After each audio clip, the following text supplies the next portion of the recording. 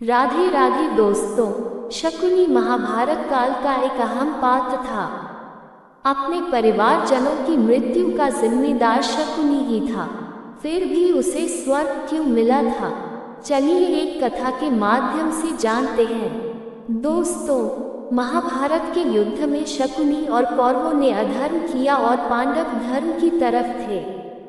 फिर भी शकुनी और दुर्योधन को स्वर्ग मिला और युधिष्ठिर को नर्क, लेकिन ऐसा क्यों? स्वर्ग और नर्क का रास्ता हमारे कर्मों से होकर गुजरता है। बचपन से लेकर अभी तक हमें यही सिखाया गया है कि अगर हम अच्छे कर्म करेंगे तो हमें स्वर्ग जाने को मिलेगा, और अगर हम बुरे कर्म करेंगे तो नर्क का द्वारा हमारे लिए खुल जाएगा।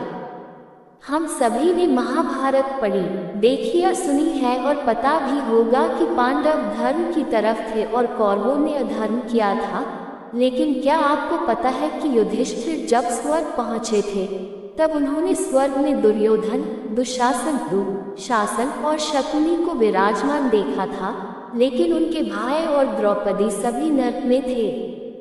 इसके पीछे भी महाभारत की ही एक कथा है।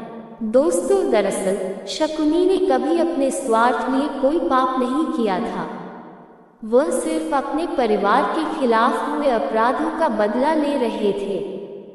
गांधारी अपने समय में अखंड भारत की सबसे खूबसूरत राजकुमारी मानी जाती थी, और जब वह पैदा हुई थी तब पंडितों ने कहा था कि उनके पति की उम्र कम होगी।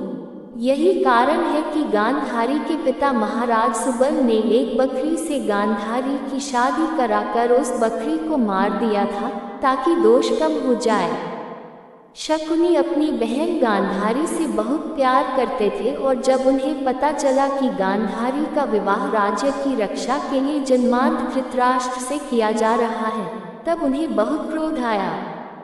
धृतराष्ट्र को राजगद्दी भी नहीं मिली। इसके बाद भीष्म पितामह को गांधारी और बकरी के विवाह के बारे में पता चल गया। उन्हें बहुत क्रोध आया कि राज परिवार की बहू एक विधवा को बनाया गया। इसलिए उन्होंने महाराज सुबल और उनके पूरे परिवार को जेल में डाल दिया। उस वक्त प्रत्येक व्यक्ति को खाने के लिए एक अन्न का दाना दिया जाता था। महाराज सुबल और उनके परिवार ने अपना राशन भी शकुनी को दिया ताकि वह उनकी मौत का बदला ले सके। एक के बाद एक सभी शकुनी के सामने मरते गए, और शकुनी ने अपने पिता की अस्थियों से ही वो जादुई पासे बनाए थे जो हमेशा शकुनी की बात मानते थे। शकुनी हमेशा अपने परिवार के लिए जिए, इसलिए उन्हें अपने पापों के बाद भी कुछ समय के लिए स्वर्ग मिला। जहाँ तक पांडवों की बात है तो उन्होंने धर्म का रास्ता जरूर चुना, लेकिन हर किसी ने कुछ न कुछ गलत किया। महाभारत का युद्ध जीतने के बाद पांडवों ने हस्तिनापुर में राज करना शुरू कर दिया। युधिष्ठिर धर्म को मानने वाले राजा थे और उन्होंने 36 सालों तक राज किया। इसके बाद उत्तरा और अभिमन्यु के पुत्र परीक्षित को अपना राजपाट सौंपकर वह स्वर्ग की ओर चल दिए। रास्ते में उन्होंने कई चीजों को देखा, और जब वह पर्वत पर पहुंचे तब सबसे पहले द्रौपदी गिर गई और मृत्यु को प्राप्त हुई। इस पर अर्जुन, भीम, नकुल और सहदेव ने पीछे पलटकर देखा, लेकिन युधिष्ठिर ने नहीं। जब भाई ने सवाल किया तब युधिष्ठिर ने कहा कि द्रौपदी ने हम पांचों को अपना पति माना, लेकिन सिर्फ अर्जुन से ही वह सबसे अधिक स्नेह कर पाई। ऐसे में उन्होंने अपने धर्म का पालन नहीं किया। आगे चलकर नकुल भी गिरकर मृत्यु को प्राप्त हो गए। उसने युधिष्ठिर ने जवाब दिया कि युधिष्ठिर को अपने रूप पर बहुत गर्व था। वह खुद को संसार का सबसे सुंदर पुरुष मानते थे। यही घमंड उनका पाप था। थोड़ा और आगे चलने पर सहदेव भी गिरकर मृत्यु को प्राप्त हो गए।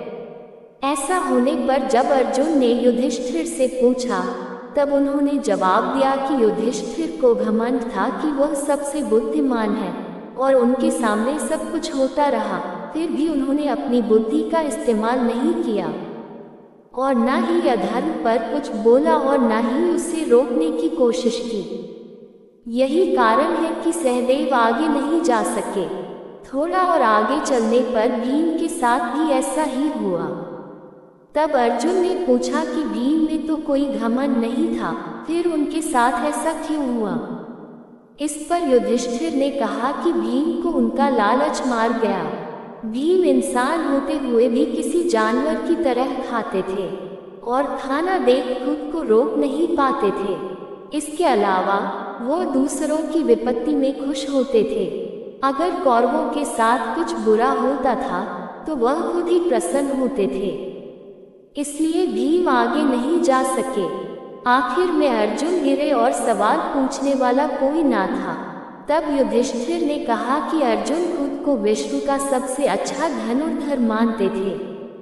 वह अपनी कला में अच्छे थे, लेकिन सबसे श्रेष्ठ नहीं। इतना ही नहीं, उन्हें हमेशा ये डर रहता था कि अगर उनसे बेहतर कोई आ गया तो उनका क्या होगा। उनके मन का यही डर उन्हें आगे नहीं जाने दे रहा। आखिर में युधिष्ठिर मेरु पर्वत सुमेरु के शिखर पर पहुंचे। तब इंद्र ने अपना वाहन उन्हें लेने के लिए भेजा। अगर इस पर्वत के शिखर तक कोई संपूर्ण ज्ञान के साथ आ जाता है तो उसे अपने शरीर के साथ ही स्वर्ग जाने को मिलता है। इंद्र के वाहन में जब युधिष्ठिर जाने लगे तब उन्होंने देखा कि हस्तिनापुर से एक कुत्ता उनके पीछे आ गया है।